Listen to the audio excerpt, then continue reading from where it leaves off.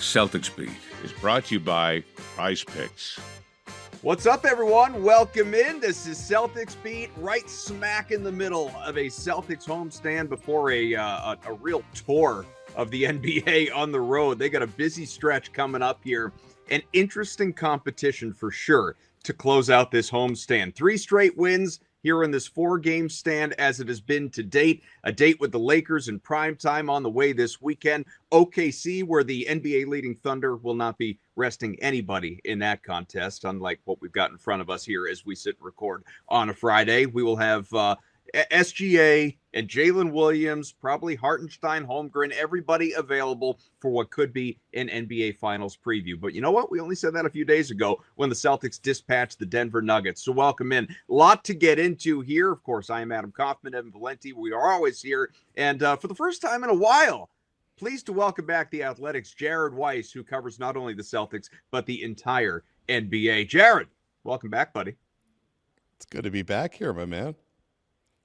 Listen, there are a lot of things of interest over these last few wins for the Celtics, and obviously with the Lakers upcoming here. But I don't know about you guys. Maybe, Jared, just by nature of what you do, you're a little bit more dialed into sort of the, all-time this, all-time that, Celtics historical, whatever. I was floored, genuinely shocked when Payton Pritchard and Derrick White became the first ever Celtics teammates to put up 40+ in the same game.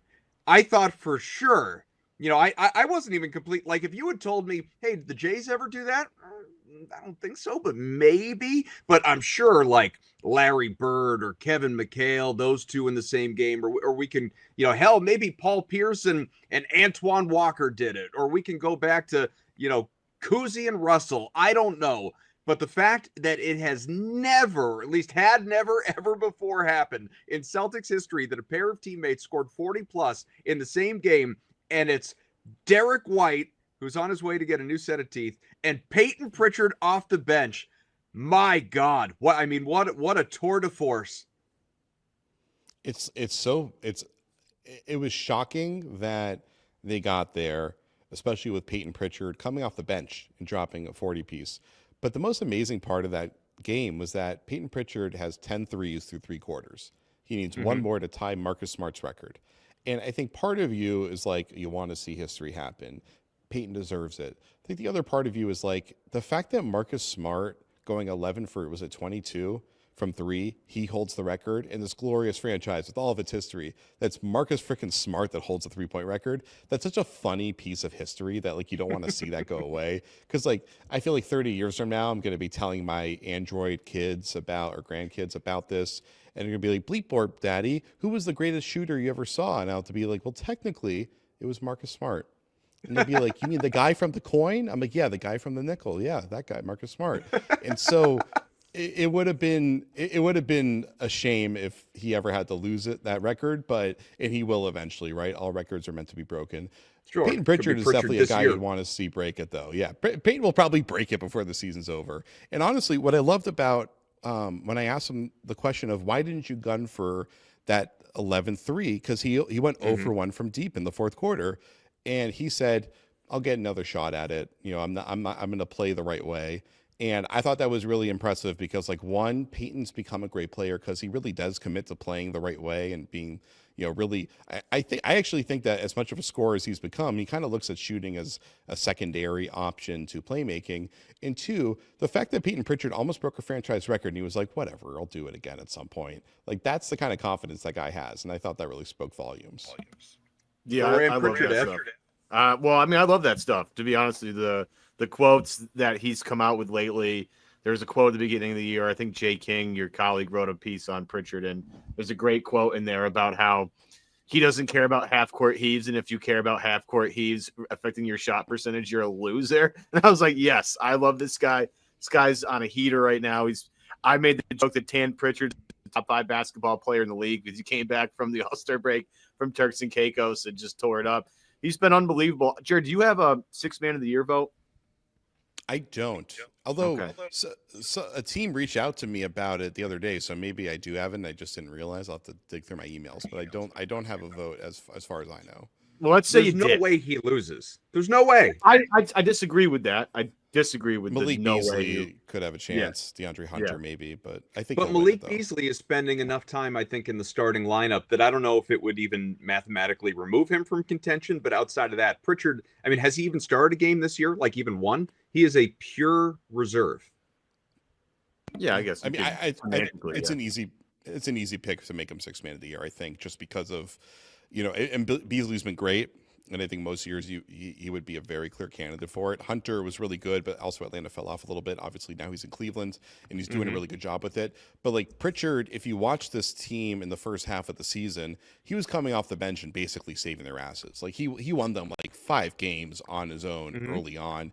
He's been crucial for them getting through this holiday injury. He's kind of become the new identity of this team. Like, I really do think that Pritchard is kind of the heart and soul of this team now in a way that's really rare for 6 men. And you look back over the years, the guys that won it or really should have won it, like all those years where, was it like Lou Williams or Jordan Crawford were winning it, were like great scores and everything. But like Andre Iguodala was like literally like running the Warriors when it wasn't Steph Curry. Like, this is, I think Payton is capturing the spirit of the award, which is, does this person come off the bench and become the heart and soul for your team?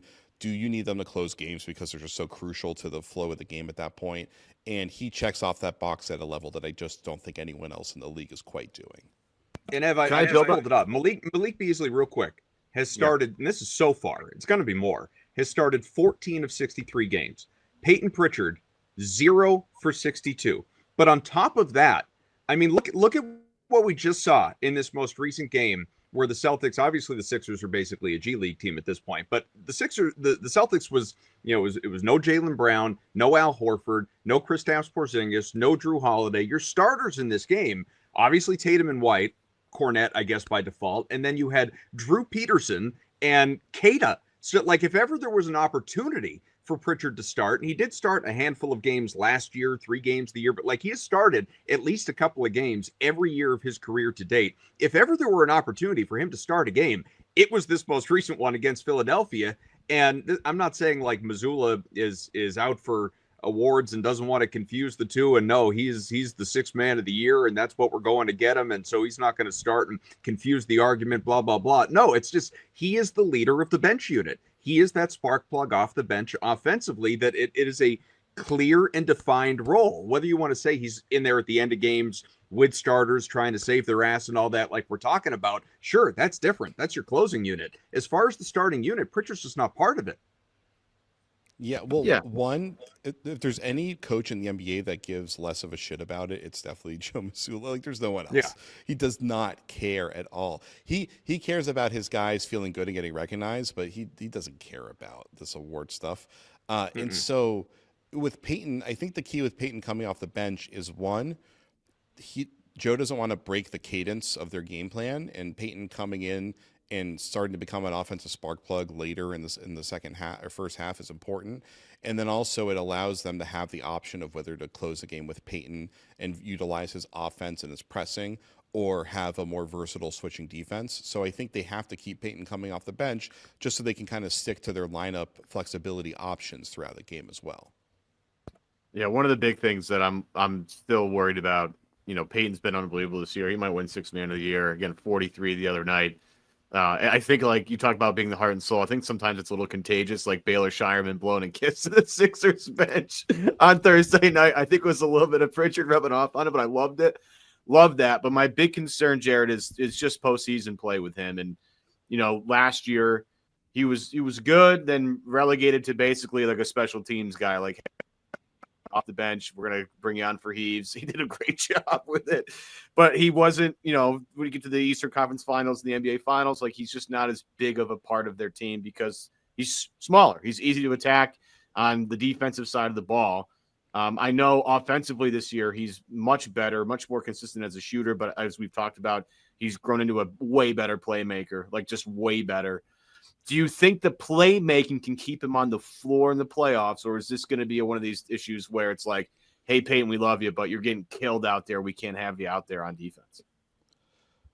So playmaking on offense and then defensive matchups. So let's start with this playmaking on offense. I thought that's really has stood out over the past week or so.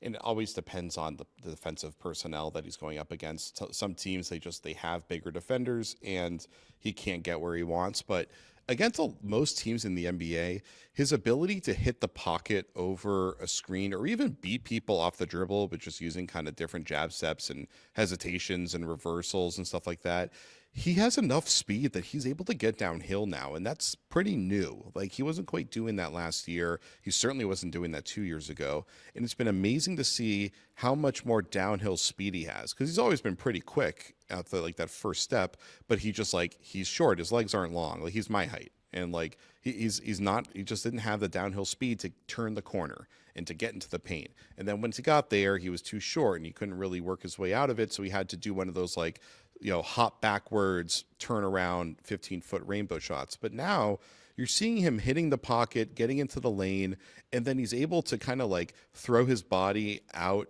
kind of around the corner of the defensive rotation so he can make that kick out pass. He's able to do a lot of stuff. He's able to do what's called the Nash, named after Steve Nash, where sorry, my phone's ringing, where he'll dribble around the paint underneath it, and then he circles back around in the loop, and he'll take that little pull up there from 10 feet. But he's turning that into more things now. Maybe he'll loop around a second time. He just keeps going. So his motor and his speed has increased to the point that he can work offensively against most teams and be really effective. Then on defense, his pressing is always really impressive. His ball pressure is always really impressive. Teams that are going to force him into a switch where they can shoot over him or try to go through him, most players have trouble going through him because he's so good with his hands down low when they're trying to dribble. If teams are going to be shooting over him, I think the Celtics will just live with that until it becomes too problematic, and then they might have to, pressure with the double and then get into rotation. They have Porzingis that makes it easier because he can just kind of play zone in the paint. So I think Payton will be fine. I think he will probably maintain his minutes. Let's take a quick break to tell you about our good friends over at PrizePicks.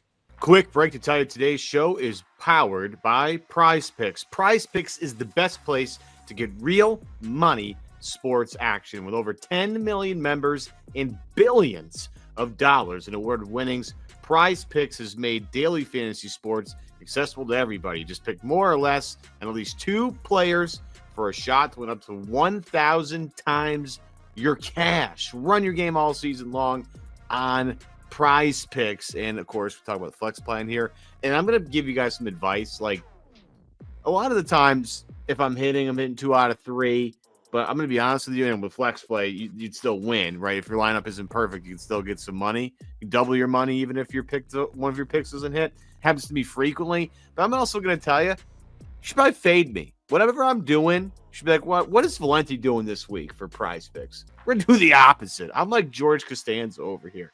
So for this week, points, rebounds, assists. I like this. Want to know why? Because there's more opportunities to win. Because if somebody doesn't have a good shooting game, you can still rack up other, rebounds and assists. So that's a good idea. So with that in mind, we're going to go Donovan Mitchell, less than 32.5 against the Hornets on Friday night. Now, look, why am I saying this? Because I don't think Donovan Mitchell needs to go off against the Hornets for them to win. They have a better team, no question, than Charlotte does. I don't think Donovan Mitchell's going to do too much hefty lifting. Next, Anthony Edwards, more than 37.5 versus the Heat. Remember, that's points, rebounds, assists. The Minnesota Timberwolves aren't great. I know the Heat aren't awesome either, but I think Ant's going to have to put a serious game together to get them by Miami. And then Nikola Jokic, less than 51.5 against the Suns. This is basically such an outrageous number that I have to take less than. Jokic, to me, is the MVP, right? I think some people disagree with me, but he's just been outrageous lately. 51.5 is just an outrageous number, so I'm going less than there. If you hit all 3, that's 5 times your money. Again, it's 5x what a return on investment that is. And getting your money couldn't be any easier. Little as 15 minutes. Watch the money roll into your account. PrizePicks uses Venmo. Nothing easier than that, folks. So download the app today. Use the code CLNS to get $50 instantly after you play your first $5 lineup. Again, that's CLNS, that's the code. Download PrizePicks, use CLNS, that code. Get $50 instantly after you play your first $5 lineup. PrizePicks, run your game. We're here with Jared Weiss, and Jared, all right, so there's a lot of Payton Pritchard love right there. But before we do run out of time, we got you for another 15, 20 minutes. There are two more guys in particular that I want to spend some time on. And it's not Jason Tatum. I feel like we're weekly celebrating all things Jason Tatum. This is the No Jason Tatum show, even though he had a great game last time out. Jaylen Brown, who we'll get to, but it's not his scoring that I want to talk about. And first, Derrick White.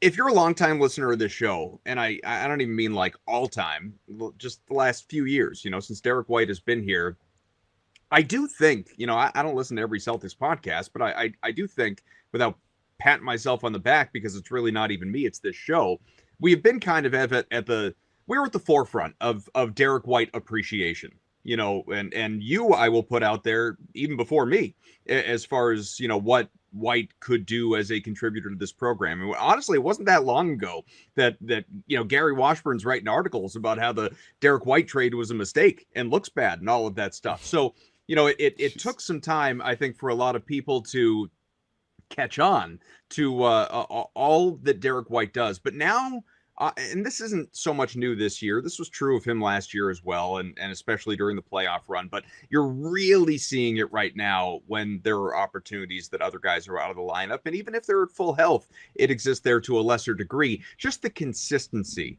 that White brings. He is he averages 16, 17 points, but he is not, more often than not, going to have an off game, a bad game, a poor shooting game. Like, he's going to take his 10 plus shots. Nowadays he's taking 10 plus threes, but he'll take, 6, 7 plus from long range. He's not really going to get to the free throw line, but he's going to score you double digits in points. He's going to get a few rebounds. He's going to get a couple assists. The stat log, the game log for Derrick White game to game is consistent. And you could look at it and call it stat humping and like, are you even watching the game? All that stuff. Like, that's fine. I don't care. I do like that stuff just as a better and fantasy player and someone who pays attention to a lot of the metrics. I do appreciate consistency. I think a lot of people out there would agree. But to the eye test, and when we're watching these games as well, I just think if it's possible, and I'm curious if you agree, Derrick White is still underappreciated around here. Is he? I mean, I don't know. I think he's properly appreciated. He's looked at as a fringe all-star. He's the team's third best player. I think it's pretty solidified now. And I think what's maybe helped that is that Jrue Holiday's been hurt this entire year. And last year was pretty hard to pick in the pecking order where you would rank those guys between Derrick and Holiday and Porzingis a lot of the time. But D. White's consistency, his health, the fact that like every 3 games he like sprains his ankle and he's down for 2 minutes and you think his career's over and he just like pops back up and just starts like wiggling like a wacky waving inflatable tube guy, and you're like, all right, he's fine. Like that resilience is part of what's made him so crucial. Let me curb my statement then for a second. Maybe I shouldn't have said around here. I think around here, you're right. We all know he's a fringe all-star. Do you think nationally he's viewed as a fringe all-star? I think so. I mean, he last year and probably a little bit this year was right there in the hunt for all-star. I mean, he fell just short last year. So I think people recognized early last season that he was that caliber of player. And then he was in the finals run and everybody saw how great he is and saw how important he was to this team. So yeah, I do think that he's recognized at that level. I mean, I'm one of those people, I just don't pay attention to how people feel about these guys. I don't watch the Stephen A. Smith debating, is this guy appreciated or not? Every team in the NBA knows Derrick White's a great player. Every player in the NBA knows it. They all especially coaches will talk about him with great reverence. So I would imagine that fans know at this point, especially because he's become such a prolific three-point shooter, which is like insane when you consider where he was at when he got to this team and the blocks and steals that he gets as well. So he has enough like plays that I think he's pretty known. And also now he's got like 10 commercials. Like every time I turn on YouTube, I see his face. It's insane. Yeah. A buddy of mine worked on the Berkshire Bank campaign with him and just had nothing but glowing things to say about how awesomely cool and nice Derrick White is. Kaufman, I've been bragging about how clutch Derrick White is. Do you know how clutch Derrick White's been this season? I'm going to give it to you in a second. Give me the numbers. In the clutch, which is defined with less than 5 minutes to go in a game where a team leads or trails by points or fewer. Okay, we all have that definition. In clutch time, Derrick White is 11 of 17 from the field, 10 of 16 from 3-point range, which is good for a 94.25 true shooting percentage in clutch time.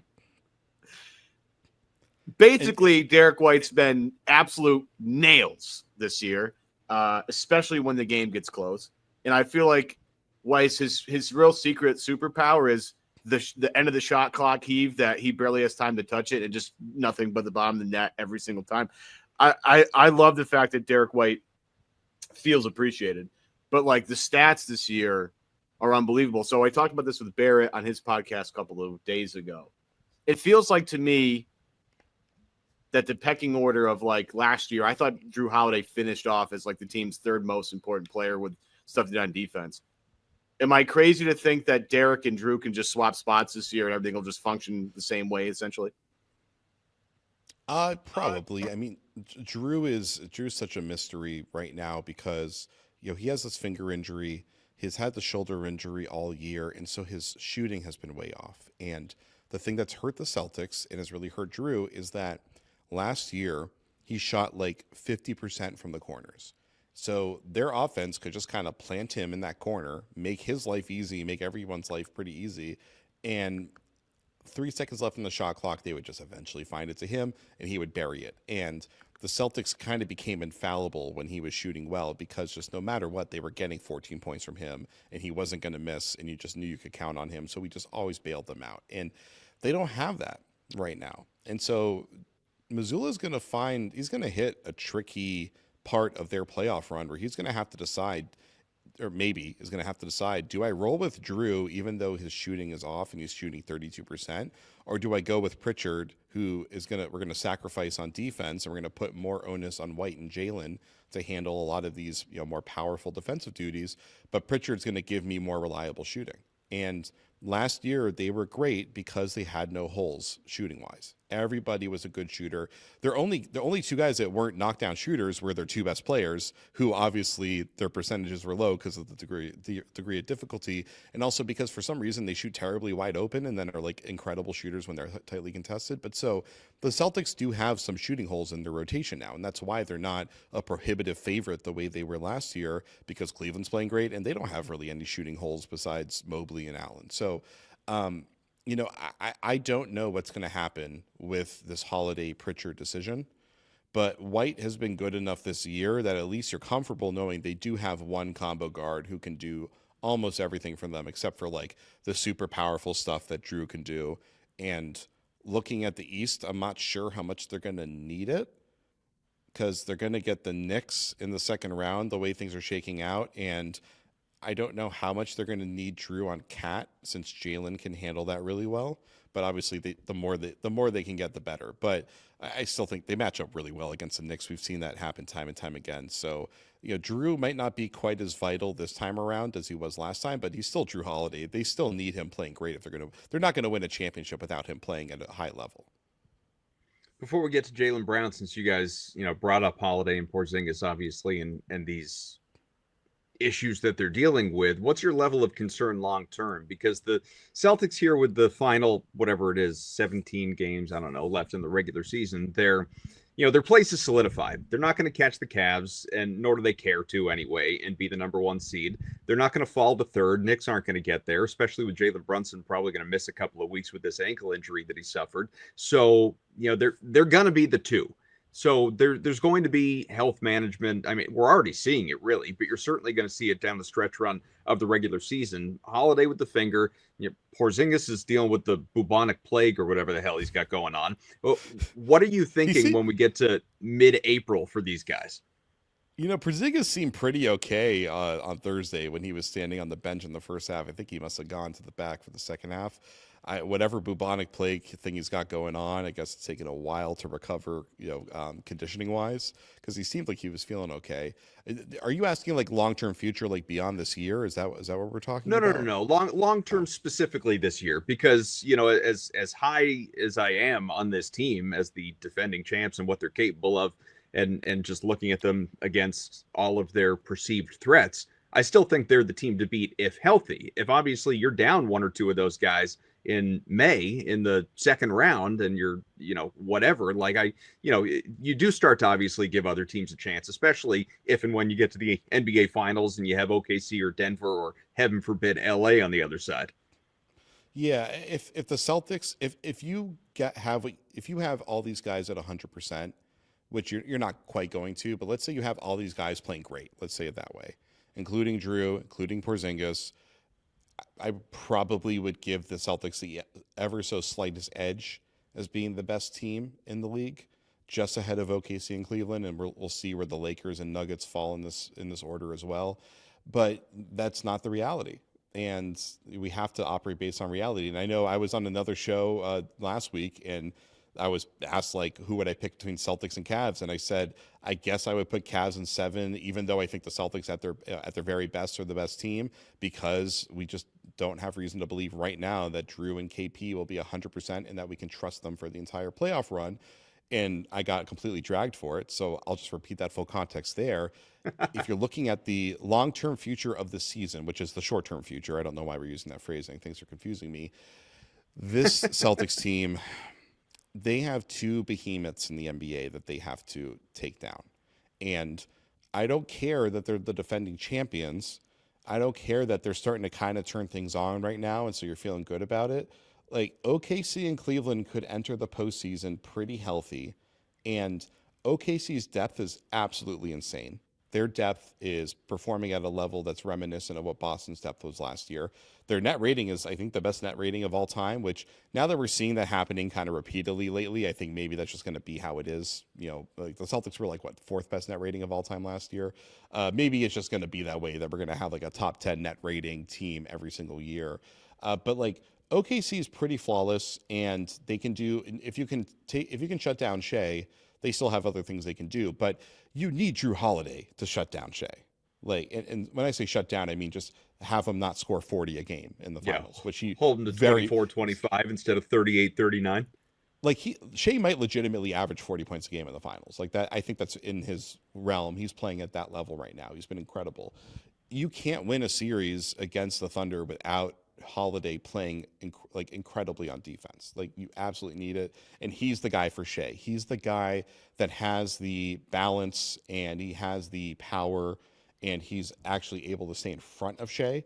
Because I do wonder, and I'm trying to think back on when they've matched up in the past, and we'll see next week, but D. White's style I don't think will work as well against Shea, because if Shea gets you behind him on his back hip, you're not going to be able to block his shot, because Shea will just fall to the side and he'll just go completely horizontal and just flick the ball at the rim, and he'll hit it anyway, or he'll double pump and hang in the air and hit a floater. You can't really take anything away from him unless you're just in front of him. And so that's what they need Jrue for. So I think Cleveland is more beatable than OKC is, and that's by 1 fraction of an inch basically. And we've seen how the Celtics can match up against Cleveland when they're at their very best. And I think you could probably, if you're a Boston fan, you can feel pretty comfortable about that. But so OKC is the most difficult one. And just if you're not getting Jrue at his best, I just don't see how you're going to beat them. Yeah, I mean, for me, it's I don't know. I just, every game I'm waiting for Porzingis to come back just because the sickness feels weird. But I agree with the Jrue Holiday stuff. You look at his defense last year, highlighted in the Eastern Conference Finals with Nembhard. I think it's pretty unbelievable. But I know Carve wanted to switch to Jaylen Brown and the playmaking stuff, because I had this conversation with Barrett the other day about the 8 assists and the 8 of 9 from the free throw line he had the other day against Denver. And go ahead. So I'll let you build on sort of the core of my question, but you're involved in this. I remember when, very early in his career. I mean, obviously he's been around for almost a decade at this point, which is crazy. But the first 3 years of his career, and the minutes aren't what they are now either, but assists per game. Okay, as a rookie, he played 17 minutes. We'll throw it out. But then, 31 minutes per game as a sophomore, 1.6. 26 minutes per game in his third year, it was 1.4. 4th year in the league, it was 2.1. I just remember on our text threads there being conversations about, this is just who Jaylen is. Jaylen is never going to be a guy that averages even 4 assists a game, that type of thing. That was the belief among some, anyway, that we are friendly with, and some who have been on this show. Now you go back over the last handful of years. 3.4, 3.5, 3.5, 3.6. This year, 4.8. Jaylen Brown is essentially averaging 5 assists per game. I'm just curious what you've seen in his playmaking that, has silenced any of those doubters, but also consistently turned him into this guy. Yeah, Jaylen, let's not say silence those doubters, because Jaylen was a bad playmaker for a long time. It wasn't doubt. It was a very accurate assessment of reality. And Jaylen had to grow. And I think probably him seeing the way JT's profile as a player in this league has exploded once he became an elite playmaker probably had to motivate him a little bit more to do that better. Joe kind of gave him the right opportunities, like the right type of driving lanes, and they had the right spacing that I think enabled Jaylen to be a better playmaker. And also he just got to the point of his career where he finally was kind of growing in that direction. But you look at this year, and his assist to turnover ratio is almost at a 2 now, which is like a pretty huge higher, step forward. 2.7. Or no, I'm sorry. I'm sorry. You're right. No. I was. Yeah, but so the turnovers are 2.7. The assists. It's 4.8 versus 2.7. So you're right. Close to 2. Here's the key, I think, with Jaylen this year. So he's averaged 2.7, that particular number, turnovers per game, like almost every year of like the second half of his career. It's been like almost 2.7 every single year. He's done it like 4 times now, including this year. So that's the number of turnovers you're getting out of him. And you got to just get used to that. And frankly, it's not even that high of a number. It just seemed higher in the past because he didn't get any assists. Like he was getting basically the same number of assists. And so what you're seeing now is I think more of his turnovers are probably, I'm guessing anecdotally, bad pass turnovers, which is great because that means he's trying to make plays. It used to be dribbling. It used to be losing his handle, trying to do all sorts of stuff that was just too sloppy, too tight, too ambitious dribbling wise. And now I think more of his turnovers are more of the open floor playmaking type of turnover, which is great because that's a sign of playmaking. So I think he's done a great job of overhauling his types of attacks, the way that he looks at scoring. He's not trying to race to the rim nearly as much as he used to. I feel like a lot of his rim attempts are kind of coming off of open cuts and open closeout attacks and stuff like that. He's more hitting the pocket on those pick and rolls with a playmaking mindset, and then he gets into his mid-range bag when he really needs to. And so he's had a pretty good perspective on how to run his offense, especially in the second half of the year. It seems like every year he comes out of the All-Star break with just like a much more reinvigorated, renewed focus. But obviously he's dealing with this knee thing right now, which is hobbling him a little bit. Yeah, just to clear up my math quick, because I can look at the exacts. 1.8 assists to turnover ratio this year, 1.5 last year, and those two are by far his best. Most years it's like you noted, it's if not negative, if not like less than 1, marginally above 1. So 1.5, 1.8 on the verge of 2, noteworthy. And I have to check and see what I'm curious what it is in the playoffs. I can look that up at some point too, but. Boys, we got a few challenging games, a couple challenging games ahead of us here for the Celtics. Obviously, they have the Lakers Saturday night with LeBron and Luka coming to town, and that should be fun. And then you have Utah. Nobody's going to play in that game for the Jazz. Throwaway game probably for the Celtics too. And then, of course, OKC midweek, a Wednesday night game that is also nationally televised. As they got a whole bunch of those on the horizon here. So. Litmus tests, I guess, for the opponents, maybe a little bit for Celtics come OKC. Yeah, I think so. I think it's not a litmus test game. I mean, I don't know. Call off the defending champions. What are we talking about here? Of course. Yeah, is the finals preview a litmus test? The 2 finals previews litmus test? Yeah, I would say so. Yeah. There we go. See, so I got I would say so, and an oh, come on. This is why we ask these questions. Jared Weiss, who again covers the entire NBA for The Athletic. Always enjoy checking out his work. Enjoy when he hops on the show with us. We'll definitely do it again soon, man. Yeah, whatever. For Jared, for Evan, I am Adam. Check us out, rate, review, subscribe to Celtics Beat, whether you are downloading the pod or watching the video. hi on the CLNS YouTube page. We will catch you again real soon. Again, Celtics, Lakers, the rivalry is coming up.